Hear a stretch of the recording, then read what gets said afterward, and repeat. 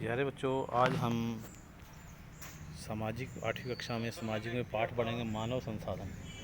मानव संसाधन से हमारा क्या अभिप्राय है, हम इसके बारे में अध्ययन करेंगे। लोग ही एक राष्ट्र के सबसे बड़े संसाधन हैं, यानी कि मानव या मनुष्य ही किसी भी देश के सबसे बड़े संसाधन है। प्रकृति की देन केवल उस समय महत्वपूर्ण होती है जब लोगों के लिए उपयोगी होती है। लोग अपनी ज़रूरतों और योग्यताओं से उसे संसाधन में परिवर्तन बदल लेते हैं। इस प्रकार मानव संसाधन ही अंतिम संसाधन है, यानी कि चाहे प्राकृतिक संसाधन हो, लेकिन जब मनुष्य को अपनी आवश्यकताएं ज़रूरत होती हैं तो उसको अपनी ज़रूरत के अनुसार बदल लेता है। स्वस्थ, शिक्षित और अभिप्रेरित लोग अपनी आवश्यकताओं के अनुरूप संसाधनों का विकास करते रहते हैं। अन्य संसाधनों की भांति मानव संसाधन सारे संसार में समान रूप से वितरित नहीं हैं। जैसे शैक्षिक स्तर पर, आयु स्तर पर, लिंग में वे एक दूसरे से अलग हैं, भिन्न हैं। उनकी संख्या और लक्षण भी बदलते रहते हैं। तो प्यारे बच्चों, इसी प्रकार जैसे इसमें जनसंख्या का वितरण, भूपृष्ठ पर अनेक बहुत दूर तक लोग फैले हुए हैं। जैसे जनसंख्या वितरण का उसे हम प्रतिरूप कहते हैं, जनसंख्या का प्रतिरूप कहते हैं। विश्व की जनसंख्या का 90% भाग से ज़्यादा 90% से ज़्यादा भाग भूपृष्ठ के लगभग 30% भाग पर रहते हैं। विश्व में जनसंख्या का वितरण अत्यंत असमान है। कुछ क्षेत्र बहुत घने बसे हुए हैं और कुछ विरल यानी दूर दूर तक फैले हुए हैं। दक्षिण और दक्षिण पूर्व एशिया, यूरोप और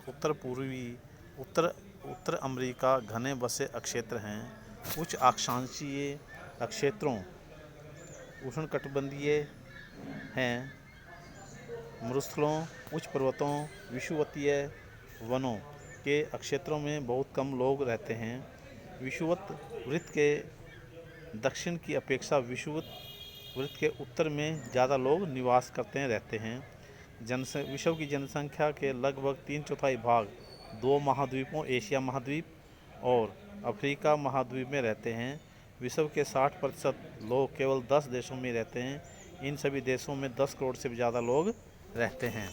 तो प्यारे बच्चों, उसके बाद जनसंख्या घनत्व, भूपृष्ठ पर एक इकाई क्षेत्र में रहने वाले लोगों की जनसंख्या को जनसंख्या का घनत्व कहते हैं। यानी कि इस भूमि के ऊपर एक इकाई क्षेत्र में लोगों की संख्या को जनसंख्या का घनत्व कहते हैं। बेटा प्यारे बच्चों, ये प्रश्न आएगा।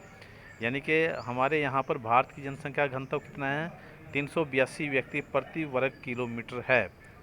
संपूर्ण विश्व का औसत जनसंख्या केवल 51 व्यक्ति प्रति वर्ग किलोमीटर है और सबसे ज़्यादा जनसंख्या घनत्व दक्षिण मध्य एशिया में है।